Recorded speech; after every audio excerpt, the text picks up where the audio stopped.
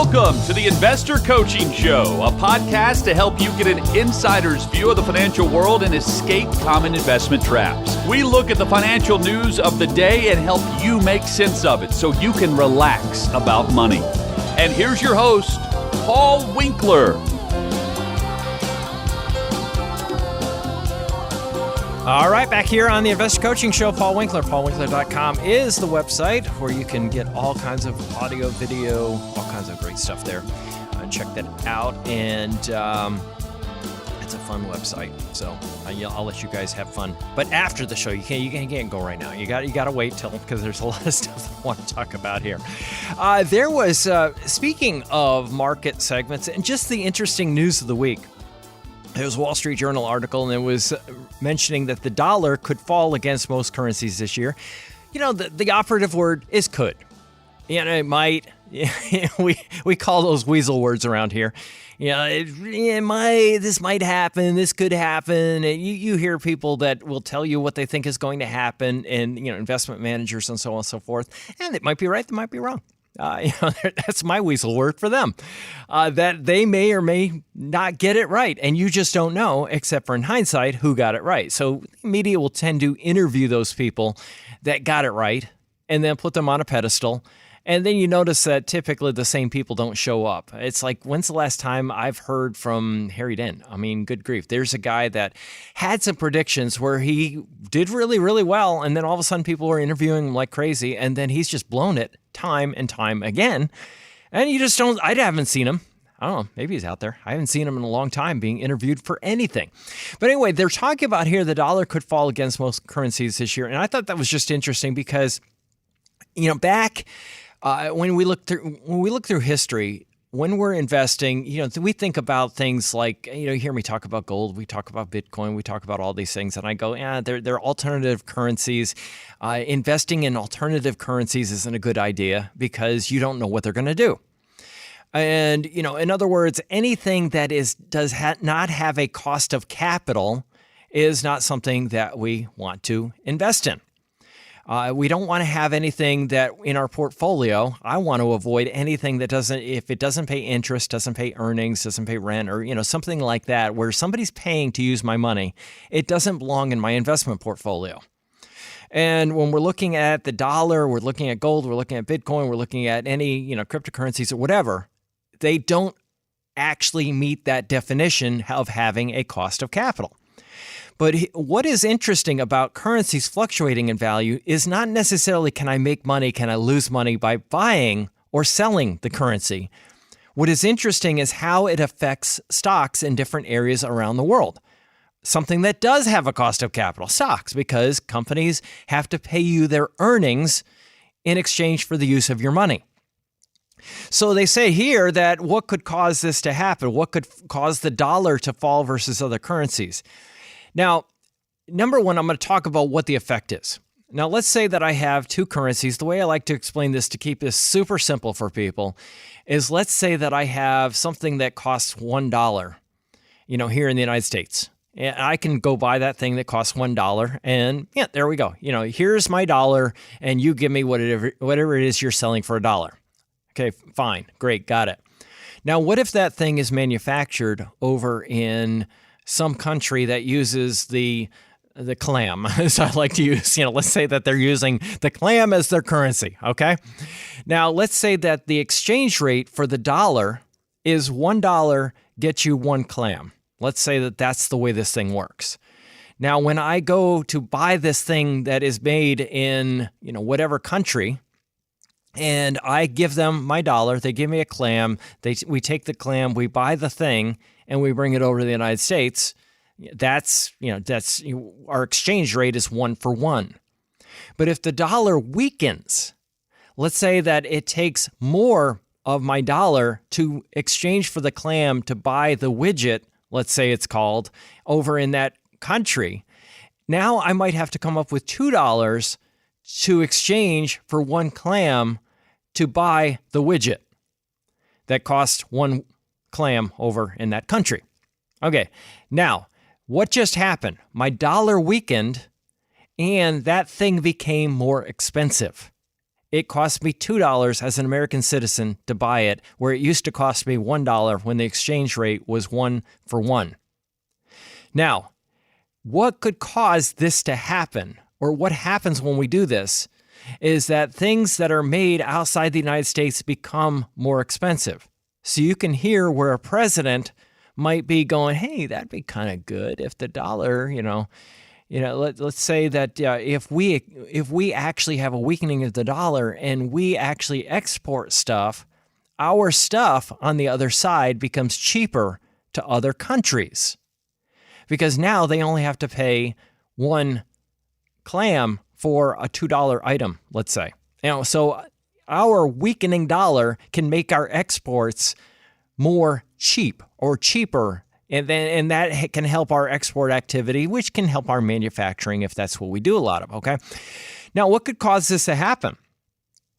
Well, number one, they're saying that Trump's threats to acquire Greenland could hurt the dollar. And, they're talking about tariffs regarding that. That's the news. And, that's what people are talking about is, and there's all kinds of that's super interesting in and of itself.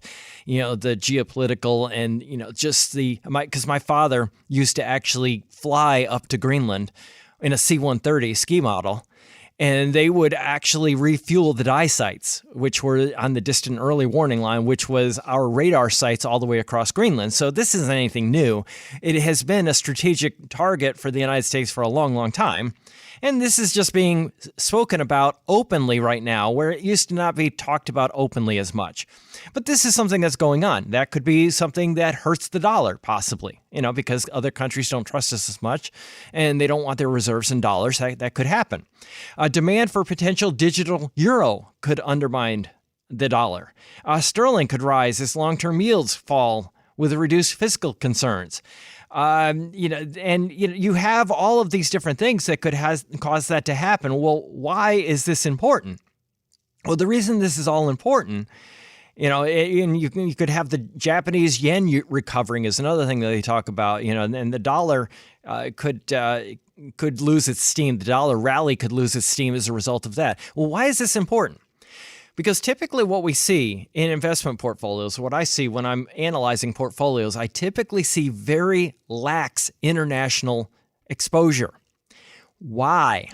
Because international stocks did not do, last year was a total turnaround for that. And, so in some ways, it's kind of late to get in this game, but I just want you to get this concept. Maybe you can't fix the past if you screwed up and you didn't have enough international last year, for example. With 50% returns in some asset classes. But here's the thing, is just making sure that you fix this and you don't screw this up going forward is a pretty good idea. But if that's the case, let's say that the dollar weakens, international benefits from that significantly. And you just don't know. We don't know what's going to happen as far as the dollar versus other currencies. But this is one of the risk factors of investing that can really work in somebody's favor if this were indeed to happen. So this is one of the reasons that I'm conscious of, and how do I select? How do I make that determination? In general, this is not a hard and fast science. It really depends on a person's age. So I'm going to give you two things that I think about. As someone gets older, their financial exposure as a human living in the United States is more dollar-driven. In other words, what do we do as we get older? Well, do we buy more stuff? Do we buy more things? Do we buy more assets that are made outside the United States? Not as much. We tend to buy more services, right? Which, you're going to pay $1 for a service here and you don't have to transfer it into a different currency. So typically what happens is as we age, we're more sensitive to the dollar. So typically what I'll do is I'm going to back off on the international versus U.S. as somebody gets a little bit older. I don't want to take that international currency risk as much. When I'm younger, I tend to take a little bit more of it because what's my biggest concern as a young investor? Inflation. If I look at what a house cost in the 1970s, it might be $30,000. And you go, good grief, good luck trying to get a house for that cheap today. You can't. Your biggest risk is the dollar drops in value which is what we're talking about here, versus the value of goods. And this is something I was talking to somebody the other day about this. They were talking about having the dollar backed by gold or having it backed by something. And I said, think about it this way. The dollar is backed by not just one thing, gold, but is backed by everything right now. Because what is the Federal Reserve's job? Being talked about all the time right now. There are two things that the Federal Reserve does. And I know I'm all over the place on this, but stick with me on this because this is interesting. The job of the Federal Reserve is to keep the dollar stable versus the goods and services. In other words, inflation, making sure that inflation doesn't get out of hand. The second job is employment. So those two mandates are what they call the dual mandates regarding what the Federal Reserve's job is. Now, some people say, oh, they're doing a terrible job. And I'm like, no, they've done a pretty decent job. Reality is that when you look at how inflation has shown up, there's debates on whether inflation is accurate, blah, blah, blah. Yeah, there are all kinds of stuff like this. There are people in political circles that'll make all kinds of hay about this. But in general, the CPI is a basket of goods that we buy with the dollar. It might include rents. It might include cars. It might include, electronics. It might, anything that you typically buy. There's a basket of goods, and there are different versions of the CPI. There are different ones that look at different baskets of goods. But in general, that is what it is. So if you think about it this way, the dollar is actually backed by not just one thing, gold or whatever. It is backed by all of these goods and services. So it's actually, that's because of the stability. I hope this makes sense because it's complicated. But this is the idea behind it. Now, what happens is when you're younger, that's what we're trying to protect ourselves against, is the devaluation of the dollar. And that's why I typically will have a little bit more international in the portfolio when I'm younger. But I think it's interesting, this projection or this thought as to what might happen in the future, how it could affect markets. You don't know. You don't really know what the dollar is going to do. But you hedge yourself and you protect yourself. That's what the idea of diversification has always been. Put your money in a lot of different places because you don't know what calamity will befall the earth. You don't know what's going to happen next. And you don't want to get caught, as so many people did in the late 90s, where they just had everything. Technology is everything. Oh, technology is doubling every 18 months is what they said. And then they got so focused there. And then when that area of the market came down 80%, they were lost. A lot of people couldn't retire, literally could not retire when that happened. And this is why it's so critical to get in front of this before something happens. That's why it's so important to understand more about investing. And the more you understand how diversification works, it's like that doctor client I was referring to earlier, and he made this comment. He says, your little tagline, relax about money. He says, that's just kind of where I've been. I just don't worry about this stuff anymore. And I was like, that's really good. Because once you understand a little bit, you don't have to understand everything, but once you get it, then it's not so scary anymore. And a lot of what you should be doing as an investor really lines up with what you already know to be true. Diversify. Don't put all your eggs in one basket. Don't try to pick stocks. Bonds are there for safety. Those types of things. Making sure you're doing what you know to be true is critical. And this is just another step in that. Hey, just a note to you podcast folks, we just came out with a retirement income guide, and I'm super excited about this. There are all kinds of myths about taking income in retirement. People worry about running out of money, and rightfully so, because a lot of these myths can actually cause that. Now, the myths that you typically hear about, number one, dividends, living off dividends in retirement. Real estate, life insurance as a retirement investment, and annuities and interest-bearing accounts and target date funds. There are all kinds of things out there. What I want to do is put something together that walks through why those things are problematic, number one. Number two, the other thing that I wanted to do is walk through the evidence-based research on taking income in retirement. And we got a ton of data going all the way back to 1900. What's the logic behind it? And it's intensely logical. So we put that together, and all you have to do to download that, making it super simple, just go to paulwinkler.com/relax, and you can actually get into that very easily right there. So I would urge you to do that. Check it out, because I think you're going to really like it. paulwinkler.com/relax. All right, back here on the Investor Coaching Show, I'm Paul Winkler. Talking money and investing, paulwinkler.com is the website. And I'm just reading this article. I don't know what to think. There's a recent thing. White House plan would let Americans tap 401ks for down payments on homes, is the headline here. And they're talking about Trump issuing a plan next week for letting Americans tap their 401k accounts for a down payment on the home. Latest in a series of proposals floated by the administration to address persistent anxiety over the cost of living. There are a lot of 401ks that already have loan features, and I've never been a big fan of loan features on 401ks. And the reason being, when you tap a loan in your 401k, if you got a 401k and you tap it for any kind of thing, let's say you can pull money out, and not all 401ks have loan features, but a lot of them do. And you can get like 50% of the balance up to $50,000. The rules will vary based on the plan design and things like that. But in general, something like that. But here's the idea. What they do is they'll let you pull money out, and then you got to pay it back.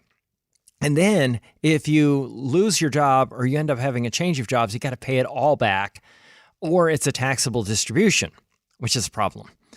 If you actually pay back to the loan and pay back your loan from yourself, in essence, you're paying it back with after-tax dollars. Now, you're paying yourself interest is what happens. And when you pay it back with interest, it's after-tax dollars. And then when you pull that money back out, in the future, when you retire, if this is a pre-tax type of a plan, let's say, when you pull that money back out, it's taxed. And you go, well, I didn't get the deduction for the interest I paid myself, but I end up being taxed on it on the way back out. And, it's just things like this make me go, because a lot of times people just don't save enough for retirement anyway. And a lot of these little things where you can go in and pilfer your 401ks, people have a tendency to do that a little bit too much anyway.